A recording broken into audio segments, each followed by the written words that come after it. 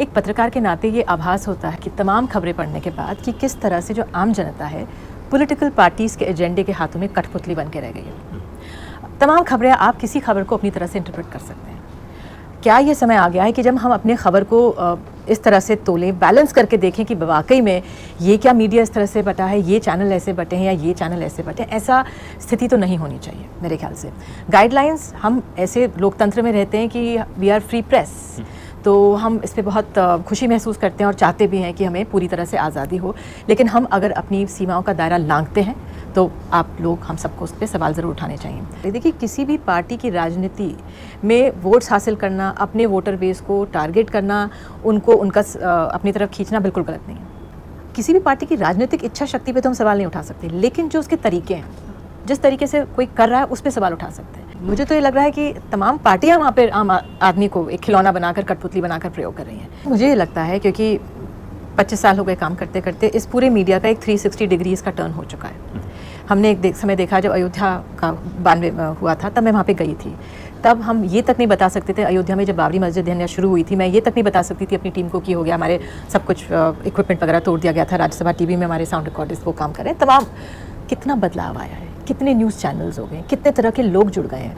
हमारे मीडिया में भी वो कहते हैं जो हर प्रोफेशन में 360 डिग्रीज की चर्निंग हो रही है। तो इस समय ये वो आ गया है कि वी हैव टू ऑल्सो, हमें भी शायद सोचना पड़ेगा कि हम किस तरह से दिखा रहे हैं। उसमें बीच की लाइन लेने वाले भी हैं, बैलेंस भी हैं, जो सेन वॉइसेस भी हैं। कितना दिखाता है कि किस तरह से भावनाओं को हम लोग उजागर करने की कोशिश करते हैं, लेकिन उसमें अगर हम अपना दायित्व निभाएं वो बहुत ज़रूरी हो जाता है। और एनडीटीवी में तो बशीर घाट की तमाम घटनाएं, बहरहाल सोशल मीडिया में तमाम चलता है। एनडीटीवी तो बंगाल की खबर ही नहीं दिखा रहा लगातार। मोनादीपा बैनर्जी हमारी बहुत सीनियर कोलीग हैं, वो लगातार तमाम वहाँ पे जो भी डेवलपमेंट्स हैं वो दिखा रही हैं। मैं किसी और चैनल पे तो टिप्पणी नहीं कर सकती, लेकिन हमारे एनडीटीवी के माध्यम से तो हम लोगों ने बिल्कुल सटीक जो हो रहा है वो दिखाया। लेकिन ये मैंने मीडिया से ही तो पढ़ा है कि किस तरह से पॉलिटिकली सबका अपना एजेंडा लोग चला रहे हैं।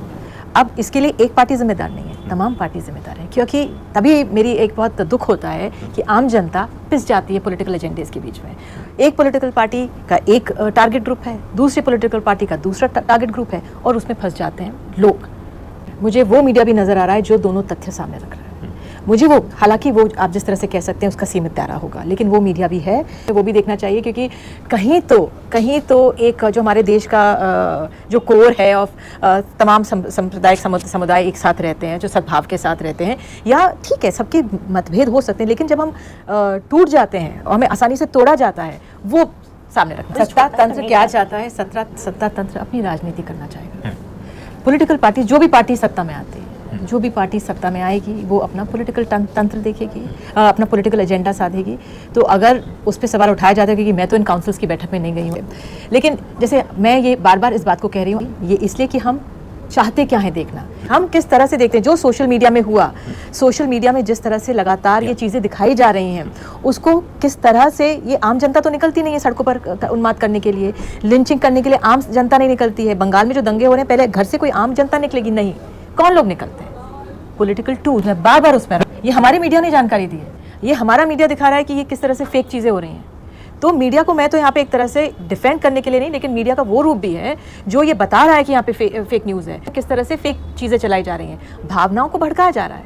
यहाँ पर मैं फिर उसी बात पर आऊँगी कि आप क्या देखना चाहते हैं, हम भड़क रहे हैं, हम मीडिया, कौन सी मीडिया क्या दिखा रहा है, ये एक समय आएगा, लोग ये भी समझेंगे कि किस तरह से आप तोलें और क्या देखें क्या ना देखें। नहीं तो तब तक हम वी आर वेरी नाइव।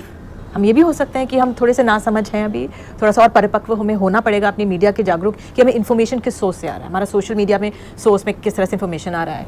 कुछ सत्ताएं इतने बरसों तक काम करती हैं, कुछ सत्ताएं कुछ साल के लिए आती हैं। हम ये अलग करके अब देख सकते हैं। एक वो हम उस दौर से गुजर रहे हैं जब हम देख रहे हैं, हम पत्रकार जो हम स्टूडेंट्स हैं, एवरी डे, अभी भी छात्र तो हैं, राजनीति के छात्र बने हैं, तो ये बदलाव भी देखना ज़रूरी है, इसको समझना ज़रूरी है।